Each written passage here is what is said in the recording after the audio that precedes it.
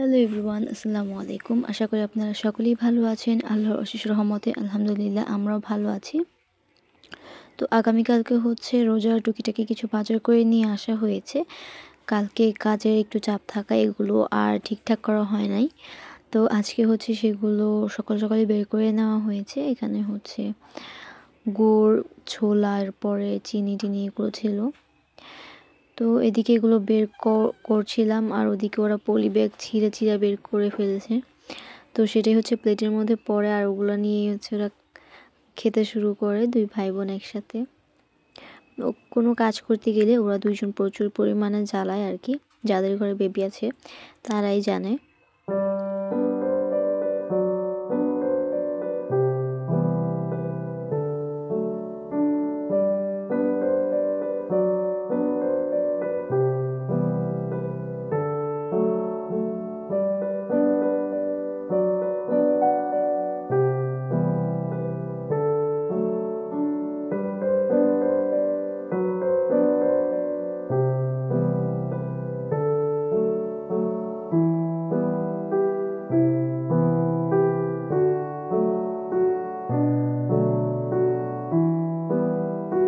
মানে ওরা হেল্পের চাইতে আরও বেশি এলোমেলো করে ফেলে সব কিছু। তো যাই হোক, এদিকে হচ্ছে এরপরে খেজুরগুলোকে কৌটার মধ্যে রেখে দিচ্ছিল। সব কিছুই হচ্ছে একে একে কৌটার মধ্যে রেখে দেওয়া হবে।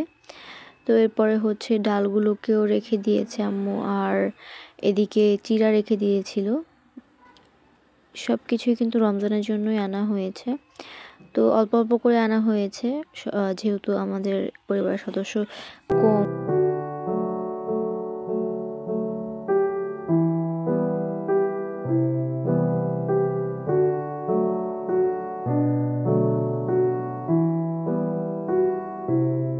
তো এখানে ছোলাগুলোকে হচ্ছে রেখে দিচ্ছিল, আর এইদিকে চিনি এরপর সব কিছু হচ্ছে রেখে দিয়েছিল তিনি।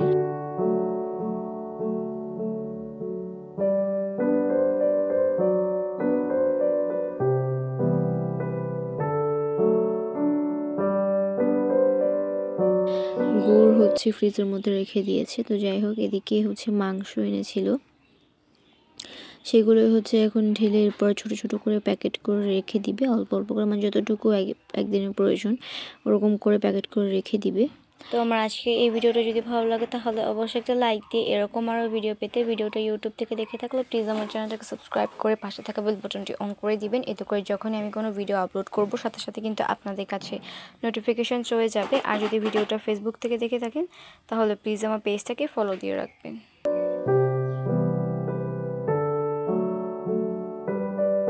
তো যাই হোক, এরপরে দুপুরে রান্না চলে যাই। রান্নায় হচ্ছে এখানে মাছ রান্না করা হবে। তো মাছগুলোকে হচ্ছে এই জন্য ভেজে নেওয়া হচ্ছে ভালো করে, এপিট ওপিট ভাজা হয়ে গেলে এগুলোকে উঠিয়ে নেওয়া হবে। তো এরপরে এখানে পেঁয়াজ কুচি দিয়ে দিয়েছি, আর পেঁয়াজটা ব্রাউন হয়ে গেলে এখানে পেঁয়াজ বাটার, জিরা বাটা আর আদা বাটা দিয়ে মশলাটাকে ভালো করে কষিয়ে নিচ্ছিল। আর এখানে হচ্ছে স্বাদ অনুযায়ী লবণ, মরিচের গুঁড়া, হলুদের গুঁড়া দিয়ে পানি দিয়ে ভালো করে মশলাটাকে কষিয়ে নেওয়া হচ্ছে যতক্ষণ না পর্যন্ত মশলাটার চারিদিক দিয়ে তেল উঠে আসছে।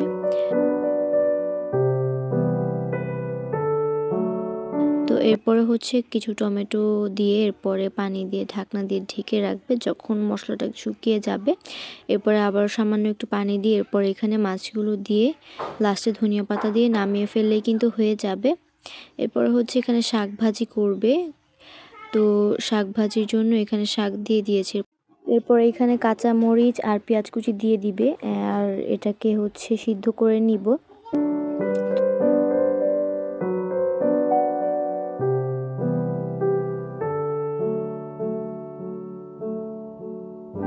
সিদ্ধ হয়ে গেলে এটাকে নামিয়ে ফেলবে। এরপরে হচ্ছে কড়াইতে তেল দিয়ে রসুন কুচি দিয়ে দিবে, আর রসুনটা ব্রাউন হয়ে গেলে এখানে সেই শাকগুলো দিয়ে দিবে, এরপরে নামিয়ে ফেলবে। তো যাই হোক, এরপরে হচ্ছে এখানে মাংস রান্না করবে, এই জন্য পেঁয়াজ বেরেস্তা করে নিয়েছে আর কি, পেঁয়াজ ব্রাউন করে ভেজে নিয়েছে। এরপরে এখানে হচ্ছে সব ধরনের বাটা মশলা দিয়ে হলুদের গুঁড়া, মরিচের গুঁড়া, স্বাদ অনুযায়ী লবণ দিয়ে মশলাটাকে ভালো করে কষিয়ে নিবে।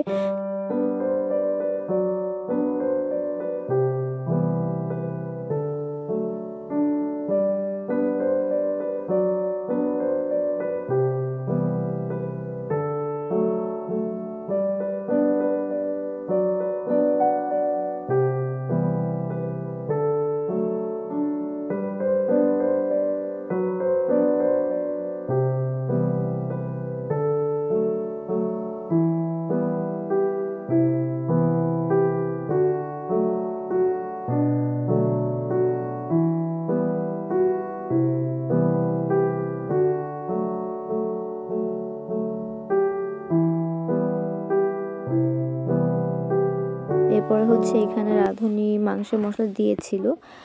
আসলে এইটা দেওয়ায় তেমন কোনো স্বাদ পাইনি, মানে ব্যতিক্রম কিছু পাইনি।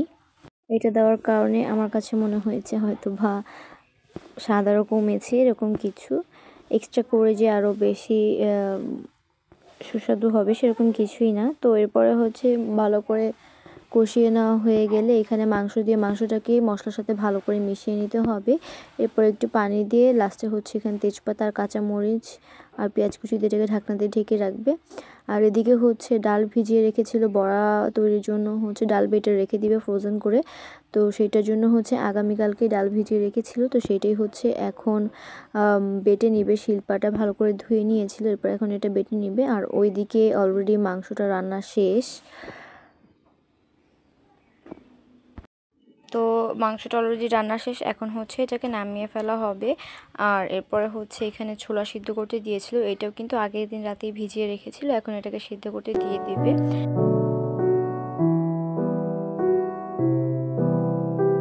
আর এদিকে ডালটা কিন্তু বাটা শেষ, সেটা হচ্ছে আধা ভাঙা করে হচ্ছে বাটতে হবে, একদম পুরো মিশ করা যাবে না। এরপরে হচ্ছে এখানে কয়েকটা কাঁচামরিচ ব্লেন্ডার করে দিয়ে দিচ্ছে, যেহেতু এগুলো ফাইজার রায়ান ওরাও খাবে মাঝে মাঝে, তো যাতে মরিচ কামড় না লাগে, এই কামড় লাগলে তো ঝাল লাগবে, এই কারণে হচ্ছে এখানে ব্লেন্ডার করে মরিচ দিয়েছি। তো প্রত্যেক দিন একটু একটু করে মরিচ বেটে দিতে এটা একটু বেশি ডিফিকাল্ট হয়ে যায়, যার কারণে হচ্ছে একেবারে দিয়ে পরে রেখে দিব।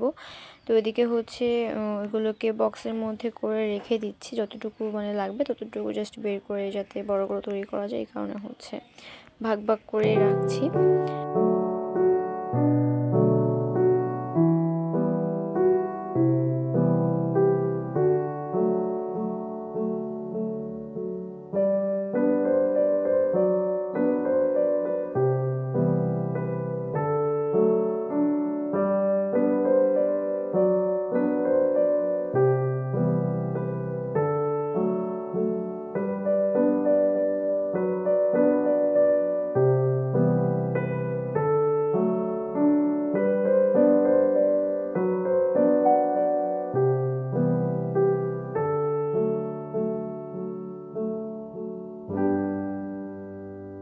তো এই তো এগুলো অলরেডি এই ভরা শেষ, এখন হচ্ছে মরিচ ফ্রোজেন করব। তো মরিচগুলোকে ধুয়ে শুকিয়ে নিয়েছি পানিটা, এখন হচ্ছে একটা পলি ব্যাগের মধ্যে রেখে এরপর এটাকে মুড়িয়ে ডিপ ফ্রিজের মধ্যে সংরক্ষণ করব।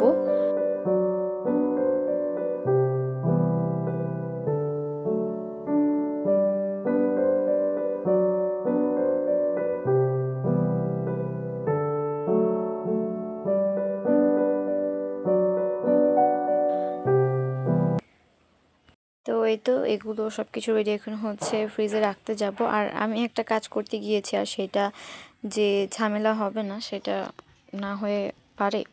এদিকে মরিচ রাখতে গিয়েছি, মরিচ রাখতে গিয়েই পড়ে গিয়েছে ফার্স্টে, তো এরপরে সবগুলো মরিচ উঠিয়ে এরপর রেখে দিলাম। দেন হচ্ছে বড়াগুলো মানে দেন হচ্ছে ডালগুলো রেখে দিলাম। এরপর এদিকে হচ্ছে বিকেলের দিকে আম্মু সুজি ভাঙিয়ে এনেছে, তো সেটা হচ্ছে এখন টালা হবে। রমজান মাসে যাতে এগুলো নিয়ে ঝামেলা না হয় তার কারণে হচ্ছে বেশি করে ভাঙিয়ে নিয়ে এসেছে, এখন হচ্ছে এগুলো তেলের পর রেখে দিবে।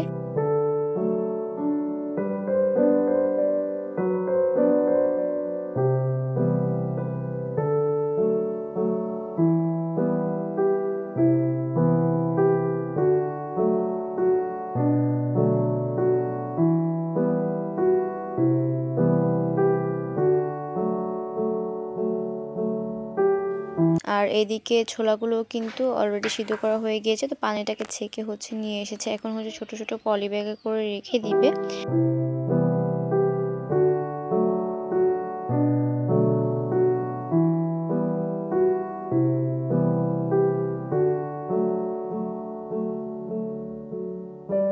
আগামীকালকে যেহেতু রোজা, তাই সব কিছু প্রিপারেশন নিয়ে রাখা হয়েছে।